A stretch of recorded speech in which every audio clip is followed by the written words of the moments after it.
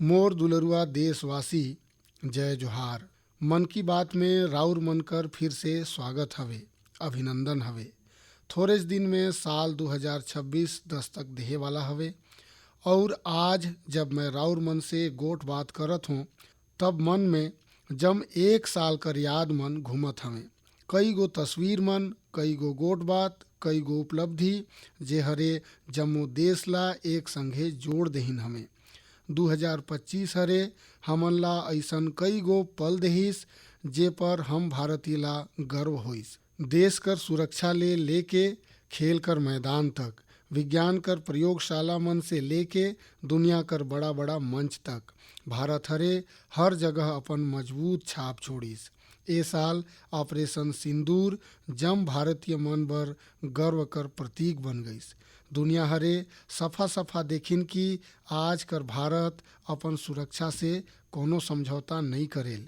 Operation सिंदूर कर दौरान देश कर कोना कोना से माँ भारती कर प्रति प्रेम और समर्पण कर तस्वीर सामने आइस। लोग मन अपन अपन तरह से अपन भाव व्यक्त करिन। संगी हो, यही जज्बा तेघिन भी देखे बर मिलिस जेघिन वंदे मातरम कर 150 बरिस पूरा होइस। मैं रौरे मन से ए चिरौरी करे रहन कि #वंदे मातरम 150 कर संघे अपन संदेश और सुझाव भेजी। देशवासी मन ए अभियान में बढ़ चढ़ के हिस्सा लेहिन। संगी हो, 2025 खेल कर लिहाज से भी एगो यादगार साल रहिस। हमर पुरुष क्रिकेट टीम हरे ICC चैंपियंस ट्रॉफी जीतिन। महिला क्रिकेट टीम हरे पहली बार विश्व कप अपन नाम करिन। भारत कर बेटी मन हरे महिला दृष्टिबाधित T20 विश्व कप जीत के इतिहास रच देहिन। एशिया कप T20 में भी तिरंगा शान से लहराइस। पैरा एथलीट मन विश्व चैंपियनशिप में ढेरे चकन पदक जीत के ये साबित करिन कि कोई बाधा हौसला मन ला नहीं रोक सके। विज्ञान और अंतरिक्ष कर क्षेत्र में भी भारत हरे बड़ा छलांग लगाइस हवे। शुभांशु शुक्ला पहला भारतीय बनिन जो अंतर्राष्ट्रीय अंतरिक्ष स्टेशन तक पहुँचिन। पर्यावरण संरक्षण और वन्य जीव मन कर सुरक्षा ले जुड़ल कई गो प्रयास भी 2025 कर पहचान बनिन। भारत में चीता मन कर संख्या भी अब 30 से बगरा होगी सवे। 2025 में आस्था, संस्कृति और भारत कर अद्वितीय विरासत सब एक संघे दिखाई देहिन। साल कर शुरुआत में प्रयागराज महाकुंभ कर आयोजन हरे जम दुनिया ला चकित करिस। साल कर अंत में अयोध्या में राम मंदिर पर ध्वजारोहण कर कार्यक्रम हर भारतीय ला गर्व से भर देहिस। स्वदेशी ला लेके भी लोग मन कर उत्साह खूब दिखाई देहिस। लोग मन वही सामान ला खरीदत हवे जेमे कोनो भारतीय कर पसीना लगिस हवे और जेमे भारत कर माटी कर सुगंध हो।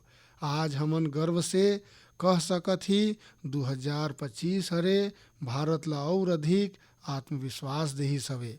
ये बात भी सही है कि ये साल हमन ला प्राकृतिक आपदा भी झेलना पड़िस, कई गो क्षेत्र में झेलना पड़िस। अब देश 2026 में नया उम्मीद, नया संकल्प मन कर संघे आगे बढ़े बर तैयार हवे। मोर दुलरुआ देशवासी, आज दुनिया भारत ला बहुत आशा कर संघे देखत हवे। भारत से उम्मीद कर सबसे बड़ा वजह हवे हमर युवा शक्ति। विज्ञान कर क्षेत्र में हमन कर उपलब्धि, नवा नवा नवाचार, तकनीक कर विस्तार, एमन से दुनिया भर कर देश बहुत प्रभावित हवे। संगी हो, भारत कर युवा मन में हमेशा कुछ नया करे कर जुनून हवे और वो मन उतनेच जागरूक भी हवे। मोर युवा संगी कई बार मोर से ये पूछते कि राष्ट्र निर्माण में वो अपन योगदान कैसे बढ़ाएं, वो कैसे अपन आइडिया बांट सकत हवे।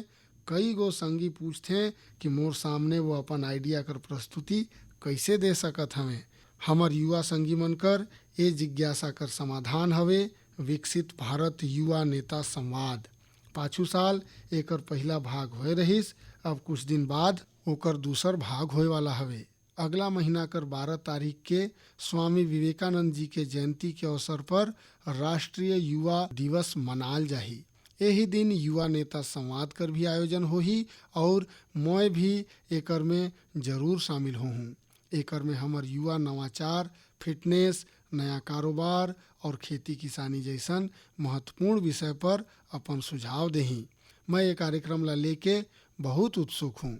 संगी हो, मोके ये देख के अच्छा लागिस कि ये कार्यक्रम में हमर युवा मन कर भागीदारी बढ़त हवे। कुछ दिन पहले ही एकर से जुड़ल एगो प्रश्नोत्तरी प्रतियोगिता होइस। एकर में 50 लाख से अधिक युवा शामिल होइन। एगो निबंध प्रतियोगिता घलो होइस, जेमे छात्र मन अलग अलग विषय पर अपन बात रखिन। ये प्रतियोगिता में तमिलनाडु पहला और उत्तर प्रदेश दूसरा स्थान पर रहिस। संगी हो, आज देश कर भीतर युवा मन ला प्रतिभा दिखाए कर नवा नवा अवसर भेटात हवे। ऐसन बहुत सारा मंच विकसित होत हैं जहां युवा अपन योग्यता और रुचि कर अनुसार अपन प्रतिभा ला दिखाए सकत हवे। ऐसने एगो मंच हवे स्मार्ट इंडिया हैकथॉन, एगो और ऐसने माध्यम जहां सुझाव हर काम में बदलत हवे। संगी हो, स्मार्ट इंडिया हैकथॉन 2025 कर समापन यही महीना में होइस हवे। ये हैकथॉन कर दौरान 80 से अधिक सरकारी विभाग मन कर 270 ले बगरा समस्या मन पर छात्र मन हरे काम करिन। छात्र मन ऐसन सुझाव देहिन जे वास्तविक जीवन कर चुनौती से जुड़े रहिन, जैसे यातायात कर समस्या हवे। एला लेके युवा मन स्मार्ट यातायात प्रबंधन से जुड़ल बहुत ही रुचि कर राय साझा करिन। वित्तीय धोखाधड़ी और डिजिटल अरेस्ट जैसन चुनौती मन कर समाधान पर भी युवा मन अपन सुझाव सामने रखिन। गांव में डिजिटल बैंकिंग बर साइबर सुरक्षा ढांचा पर सुझाव देहिन। कई युवा कृषि क्षेत्र कर चुनौती मन कर समाधान में जुटे रहिन। संगवारी हो, पाछू 7-8 बछर में स्मार्ट इंडिया हैकथॉन में 13 लाख ले बगरा विद्यार्थी मन और 6,000 ले बगरा संस्थान मन हिस्सा ले चुकिन हैं। युवा मन सैकड़ों समस्या कर सटीक समाधान भी देहिन हैं। ये तरह के हैकथॉन कर आयोजन समय समय पर होवत रहथे। मोर अपन युवा संगी मन से आग्रह है कि वो ये हैकथॉन कर हिस्सा जरूर बने। संगी हो, आज कर जीवन तकनीक संचालित होवत जात है और जो परिवर्तन सदियों में आवत रहिस वो बदलाव हमन कुछ बछर में होवत देखत हन। कई बार तो कुछ लोग मन चिंता जताथे कि रोबोट कहीं आदमी मन ला ही न प्रतिस्थापित कर दे। ऐसे बदलत समय में मानव विकास बर अपन जड़ से जुड़े रहना बहुत जरूरी है। मोला ये देख के बहुत खुशी होथे कि हमर आए वाला पीढ़ी अपन संस्कृति कर जड़ ला सुघर थामत है, नवा सोच के साथ, नवा तरीका मन कर साथ। संगी हो, राउर मन भारतीय विज्ञान संस्थान कर नाम तो जरूर सुने हो। शोध और नवाचार ये संस्थान कर पहचान है। कुछ बछर पहले वहाँ कर कुछ छात्र मन महसूस करिन कि पढ़ाई और शोध कर बीच संगीत भर भी जगह होना चाहिए। बस यही से एक छोटा सा संगीत कक्षा शुरू हुईस। न बड़खा मंच, न कोई बड़खा बजट। धीरे धीरे ये पहल बढ़त गईस और आज हेला हमन गीतांजलि IISC के नाम से जानत हन। ये अब सिर्फ एक कक्षा नहीं, परिसर कर सांस्कृतिक केंद्र है। यहाँ हिंदुस्तानी शास्त्रीय संगीत है, लोक परंपरा है, शास्त्रीय विधा मन है। छात्र मन यहाँ साथ बैठ के रियाज करथे, प्राध्यापक साथ में बैठते, उनकर परिवार मन भी जुड़थे। आज 200 से बगरा लोग मन एकर से जुड़िन हैं और ख़ास बात ये है कि जो विदेश चले गईन हैं वो भी ऑनलाइन जुड़ करके एक ग्रुप कर डोरला थामिन है। संगी हो, अपन जड़ मन से जुड़े रहकर ये प्रयास सिर्फ भारत तक सीमित नहीं है। दुनिया कर अलग अलग कोना और वहाँ बसल भारतीय मन भी अपन भूमिका ला निभावत हैं। एक और उदाहरण जो हमन ला देश से बाहर ले जात है, ये जगह है दुबई। वहाँ रहे वाला कन्नड़ा परिवार मन खुद से एक जरूरी सवाल पूछिन, हमर लइका मन तकनीकी दुनिया में आगू तो बढ़त हैं, लेकिन कहीं वो अपन भाषा से दूर तो नहीं होवत हैं। यही से जन्म होइस कन्नड़ा पाठशाला एक ऐसन प्रयास जहाँ लइका मन ला कन्नड़ा पढ़ाना, सीखना, लिखना और बोलना सिखाल जाथे। आज एकर से 1000 ले बगरा लइका मन जुड़िन हैं। वाकई कन्नड़ा नाडु नुड़ी नम्मा हेम्मे, कन्नड़ा कर भूमि और भाषा हमर गर्व है। संगी हो, एक पुराना कहावत है, जहाँ चाह वहाँ राह। ये कहावत ला फिर से सच कर दिखाइन है मणिपुर कर एक युवा मोइरांग थेम सेठ जी हर। उनकर उम्र 40 बछर से भी कम है। श्रीमान मोइरांग थेम जी मणिपुर कर जेन दूर सुदूर क्षेत्र में रहत रहिन, वहाँ बिजली कर बड़ा समस्या रहिस। ए चुनौती से निपटे बर वो स्थानीय समाधान बर जोर देहिन और उनके ये समाधान मिलिस सौर ऊर्जा में। हमर मणिपुर में वैसे भी सौर ऊर्जा पैदा करना आसान है, तो मोइरांग थेम जी हर सौर ऊर्जा लगाए कर अभियान चलाइन और ये अभियान कर वजह से आज उनकर क्षेत्र कर सैकड़ों घर मन में सौर ऊर्जा पहुंच गई से। खास बात यह है कि वो सौर ऊर्जा कर उपयोग स्वास्थ्य देखभाल और आजीविका ला बेहतर बनाए बर करीन है। आज उनकर प्रयास से मणिपुर में कई स्वास्थ्य केंद्र ला भी सौर ऊर्जा मिलत है। उनकर ये काम से मणिपुर कर नारी शक्ति ला भी बहुत लाभ मिलत है। स्थानीय मछुआरा मन और कलाकार मन ला भी एकर से मदद मिलत है। संगी हो, आज सरकार पीएम सूर्य घर मुफ्त बिजली योजना कर तहत हर लाभार्थी परिवार मन ला सौर ऊर्जा लगाए बर करीब 75 से 80 हजार रुपया देहत है। मोइरांग थेम जी कर ये प्रयास वैसे तो व्यक्तिगत प्रयास है, लेकिन सौर ऊर्जा से जुड़ल हर अभियान ला नवा गति देहत है। मैं मन की बात कर माध्यम से मैं उनके शुभकामनाएं देहत हूँ। मोर दुलरवा देशवासी हो, आई अब तनिक हमन जम्मू कश्मीर कति चलत हन। जम्मू कश्मीर कर सांस्कृतिक और ऐतिहासिक विरासत उनकर एक ऐसन गाथा ला साझा करना चाहत हो जो रौरे मन के गर्व से भर देही। जम्मू कश्मीर कर बारामूला में जेहनपोरा नाम कर एक जगह है, वहाँ लोग मन बरसों से कुछ ऊंचा ऊंचा टीला देखत आवत रहिन। साधारण से टीला कोनो ला पता नहीं रहिस कि ये का है। फिर एक दिन पुरातत्ववेता कर नजर ए पर पड़िस।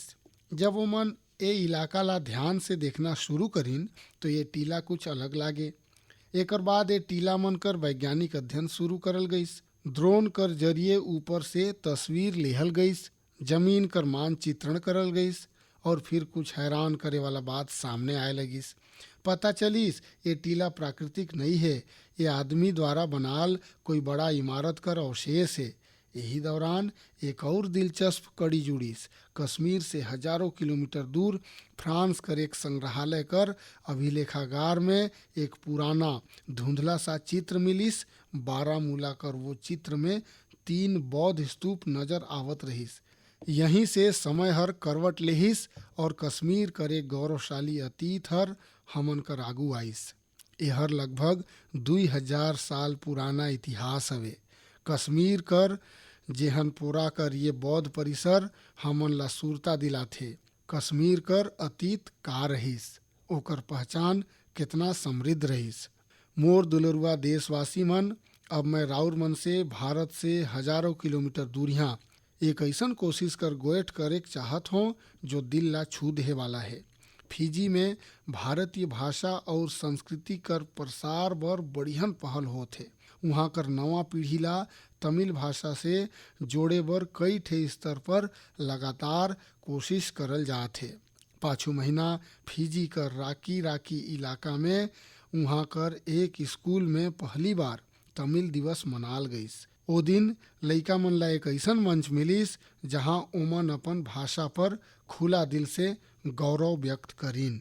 बच्चा मन तमिल में कविता सुनाइन, भाषण देहिन और अपन संस्कृति ला पूरा आत्मविश्वास कर संगे मंच पर उतारिन। संगी हो, देश कर भीतर भी तमिल भाषा कर प्रचार बर लगातार काम होथे। कुछ दिन पहले ही मोर संसदीय क्षेत्र काशी में 4था काशी तमिल संगमम होइस। अब मैं रौरे मन ला एक आवाज सुनाए जात हूँ। राउर सुनी और अंदाजा लगाई तमिल बोले कर कोशिश करत ये बच्चा मन कहाँ कर हैं। வணக்கம்.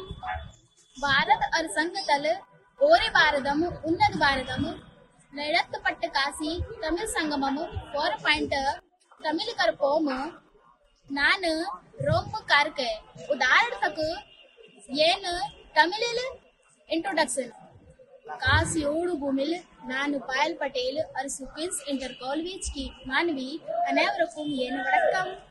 संगवारी हो राउर मनला जान के हैरानी हो ही तमिल भाषा में इतना सहजता से अपन गोठ रखे वाला ये बच्चा मन काशी कर हैं, वाराणसी कर हैं। इनकर मातृभाषा हिंदी है, लेकिन तमिल भाषा कर प्रति लगाव हर ए मनला तमिल सीखे बर प्रेरित करी से। ए बछर वाराणसी में काशी तमिल संगमम कर समय तमिल सीखे बर बड़ा जोर देहल गए रही। लर्न तमिल तमिल काराकलम ए विषय पर वाराणसी कर 50 से बगरा स्कूल मन में विशेष अभियान भी चलाल गईस। एकर नतीजा हमन ला ये आवाज कर क्लिप में सुनाई दे थे। एन्नपेर वैष्णव नान निवेदिता शिक्षा सदन बालिका इंटर कॉलेज वाराणसी पढ़िक्किरेन नान काशी तमिल कर्कलाम 4.0 ला तमिल भाषा टिक्कावुम इल्लुवम करेन इंधा वयपुक्क पराधान नरेंद्र मोदी अवगलेगु नान नंटी सोलिगरे। संगी हो तमिल भाषा दुनिया कर सबले पुरनका भाषा है। तमिल साहित्य घलो बगरेज समृद्ध है। मैं मन की बात में काशी तमिल संगमम में भाग लेहे बर अनुरोध करे रहन। मोके खुशी है कि आज देश कर दूसर हिस्सा में भी बच्चा और युवा मन कर बीच तमिल भाषा ला लेके नवा आकर्षण दिसत है। यही भाषा कर ताकत है, यही भारत कर एकता है। संगी हो अगला महीना हमन देश कर 77वां गणतंत्र दिवस मनाब।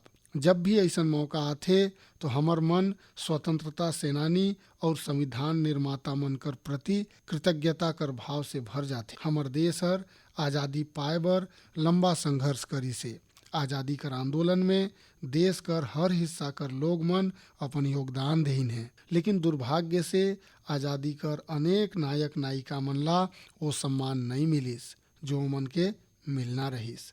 ऐसा ही एक स्वतंत्रता सेनानी है उड़ीसा कर पार्वती गिरी जी। जनवरी 2026 में उनकर जन्म शताब्दी मनाल जाही। वो हरे 16 बछर कर उम्र में भारत छोड़ो आंदोलन में हिस्सा ले रहीन। संगी हो आज़ादी कर आंदोलन कर बाद पार्वती गिरी जी हरे अपन जीवन समाज सेवा और जनजातीय कल्याण बर समर्पित कर देहिन। वो हरे कई ठे अनाथालय मन कर स्थापना करिन। उनकर प्रेरक जीवन हर पीढ़ी ला मार्गदर्शन करत रही। मु पार्वती गिरी जिनको श्रद्धांजलि अर्पण करू छी। मैं पार्वती गिरी जी ला श्रद्धांजलि अर्पित करत हूँ। संगी हो ये हमर दायित्व है कि हमन अपन विरासत ला झिन भूली। हमन आज़ादी दिलाए वाला नायक नायिका मन कर महान गाथा ला अगला पीढ़ी तक पहुँचाई। राउर ला सुरता होही जब हमर आज़ादी कर 75 बछर होइस तब सरकार हर एक विशेष वेबसाइट तैयार कर रहीस। एमे एक विभाग अनसंग हीरोज ला समर्पित करल गए रहीस। आज भी राउर ये वेबसाइट पर जाए के वो महान विभूति मन कर बारे में जान सकत ही जे मन कर देश ला आज़ादी दिलाए में बहुत बड़ा भूमिका रहीस। मोर दुलरुआ देशवासी मन की बात कर माध्यम से हमन ला समाज कर भलाई से जुड़ल महत्वपूर्ण विषय मन पर चर्चा करे बर एक बहुत अच्छा मौका मिलथे। आज मैं एक ऐसा मुद्दा पर गोट करना चाहत हूँ जो हमन जम बर चिंता कर विषय बन गई से। ICMR यानी भारतीय चिकित्सा अनुसंधान परिषद हरे हालेच में एक रिपोर्ट जारी करी से। इमें बताल गई से कि निमोनिया और UTI जैसन कई ठे बीमारी मन कर खिलाफ एंटीबायोटिक दवा कमजोर साबित हुए थे। हमन जम बर ये बहुत चिंताजनक है। रिपोर्ट कर अनुसार एकर एक बड़ा कारण लोग मन द्वारा बिना सोचे समझे एंटीबायोटिक दवा कर सेवन है। एंटीबायोटिक ऐसन दवा नहीं है जेला ऐसनेच लेहल जाए। इनकर उपयोग डॉक्टर कर सलाह से ही करेक चाहिए। आजकल लोग ये माने लगिन हैं कि बस एक गोली लेब हर तकलीफ दूर हो जाही। यही वजह है कि बीमारी मन और संक्रमण ये एंटीबायोटिक दवा मन ऊपर भारी पड़त हैं। मैं राउर जमझन से आग्रह करत हूँ कि कृपया अपन मन मर्जी से दवा मन कर इस्तेमाल करे से बाँची। एंटीबायोटिक दवा कर मामले में तो ये बात कर ध्यान रखना बहुत ज़रूरी है। मैं यही कहूँ, दवाई मन बर सलाह और एंटीबायोटिक बर डॉक्टर कर जरूरत है। ये आदत राउर सेहत के बेहतर बनाए में बहुत मददगार साबित होए वाला है। मोर दुलरुआ देशवासी हो, हमर पारंपरिक कला मन समाज ला सशक्त करे के साथ ही मइनसे मन कर आर्थिक प्रगति कर भी बड़ा माध्यम बनत है। आंध्र प्रदेश के नारसापुरम जिला कर लेस क्राफ्ट कर चर्चा अब पूरा देश में बाढ़त है। ये लेस क्राफ्ट कई पीढ़ी से महिला मन कर हाथ में रही से। बहुत धैर्य और बारीकी के साथ देश कर नारी शक्ति हर एकर संरक्षण करी से। आज ये परंपरा ला एक नया रंग रूप कर साथ आगू ले जायल जात है। आंध्र प्रदेश सरकार और नाबार्ड मिल के कारीगर मन ला नया डिजाइन सिखात हैं, बेहतर कौशल और प्रशिक्षण देहत हैं और नया बाजार से जोड़त हैं। नारसापुरम लेस ला जीआई टैग भी मिली से। आज एकर से 500 ले बगरा उत्पाद बनत है और 250 ले बगरा गांव मन में करीब करीब 1 लाख महिला मन के एकर से काम मिलत है।